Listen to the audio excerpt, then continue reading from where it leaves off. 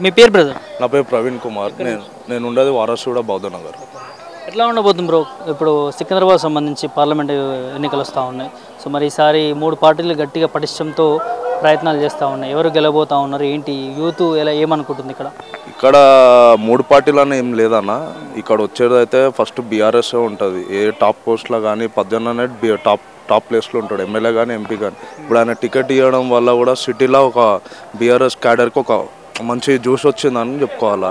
ఇంకోటి కాంగ్రెస్ అంటారా, కాంగ్రెస్ లాస్ట్ 18 ముందు ఉమ్మడి ఆంధ్రప్రదేశ్లో కూడా కాంగ్రెస్ రూలింగ్ చేసింది. రూలింగ్ చేసినప్పుడు కూడా సికింద్రాబాద్కి ఏ ఒక్క పని కూడా మంచి పని అనేది చేయలేదు కాంగ్రెస్ గవర్నమెంట్లో.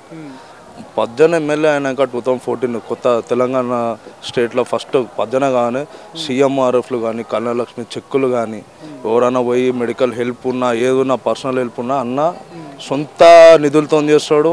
ఆయనతో అయ్యిందంతా చేస్తాడు. కరోనా టైంలో కూడా ఆయన చేసినంత ఫేవర్ ఓవర్ చేయలేదు.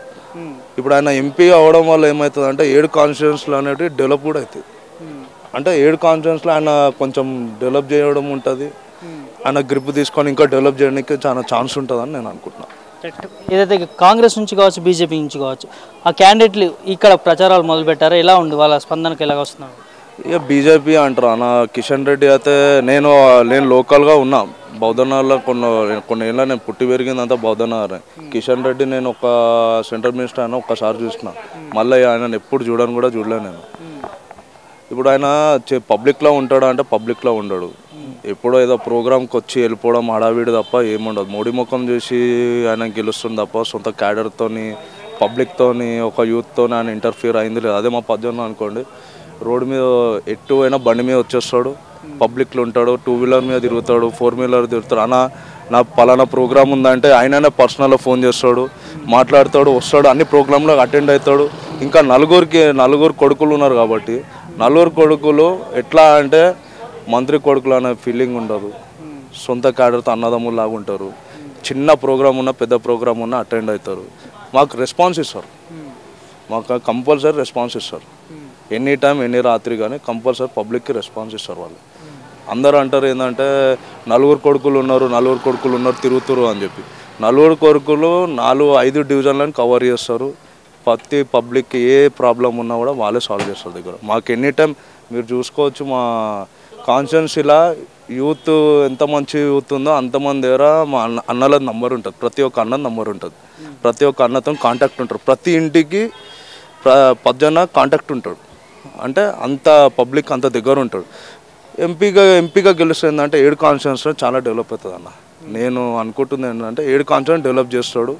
ఆయన ఇంకా ఢిల్లీలో మాట్లాడితే బాగుంటుంది, పార్లమెంట్లో మాట్లాడితే ఇంకా చాలా బాగుంటుంది. అసెంబ్లీలో ఆయన ఏందనేది చూపించుకున్నాడు.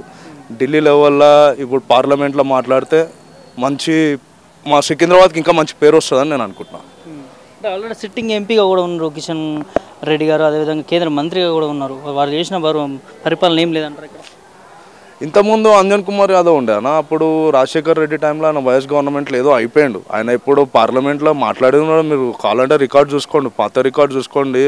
అంజన్ కుమార్ యాదవ్ నేను జంగల్ మే షేర్ మై పైల్వాను అదేని అంటాడు. కానీ మీరు ఒక సబ్జెక్టు మీద పార్లమెంట్లో ఏ రోజు మాట్లాడలే ఆయన. తర్వాత కిషన్ రెడ్డి అంటారా, ఆడ అంబర్పేటలో ఓడిపోయి మళ్ళీ సికింద్రాబాద్కి వచ్చిండు అంతే. అది 3000 గెలిచిండు అంతేగాని మీరు కిషన్ రెడ్డి ప్లేస్లో ఎవరినైనా పెట్టని గెలవరు. పబ్లిక్ కూడా ఏం గమనించాలంటే ఎంతసేపు జై శ్రీరామ్ అని హిందుత్వం అంటే అది కాదు. ఎందుకంటే 18 చేసే పండుగలు ఎవరు చేయరు సిటీలో. బోనాలు కానీ ప్రతి ఒక్కటి అన్న దగ్గరుండి మీకు చెప్తాను లేదో. ఇప్పుడు ఈ బోనం మాకు ఇప్పుడు ఏమనిపిస్తుంది అంటే ఇప్పుడు నెక్స్ట్ బోనాలు ఉన్నాయి, మన ఆలయ కమిటీలకి ఇచ్చే పైసలు కూడా ఇస్తారో లేదా ఈ గవర్నమెంట్, కొత్త గవర్నమెంట్ ఇస్తుందో ఇవ్వదు. ఏ గవర్నమెంట్ చేయలే.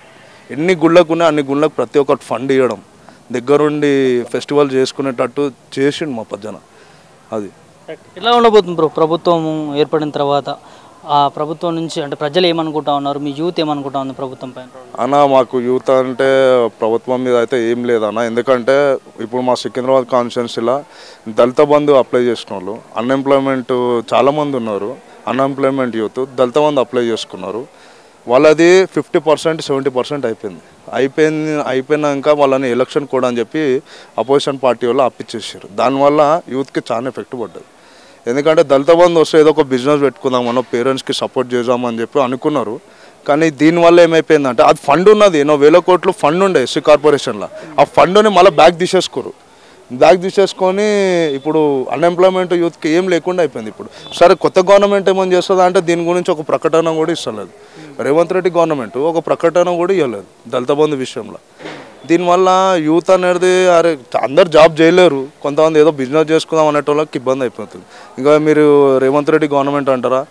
ఆ గవర్నమెంట్ ఎట్లుందన్న నాకు ఇప్పటివరకు ఏం అర్థమవుతలేదు. ఫ్రీ బస్సులు అంటారు, అదంటారు, ఇదంటారు. 6 గ్యారంటీలలో ఏ గ్యారంటీ కూడా ఇప్పటివరకు కాలేదు. నా బిలో 200 యూనిట్స్లో కరెంటు ఫ్రీ అన్నారు, మాకే వస్తుంది 90 యూనిట్స్ వస్తుంది మాకు కూడా ఫ్రీ లేదు. అంటే ఇదంతా మాటలకున్న గవర్నమెంట్ ఇది తప్ప చేతులతో ఏం కాదన్న, ఇది కాదన్న. ఇది కేసీఆర్ అప్పులు చేసిండు అంటే మరి వీళ్ళు కూడా చేసింది 16,000 కోట్లు. రీసెంట్గా మీరు చూసి ఉంటారు, 16,000 కోట్లు అప్పు చేసిండు.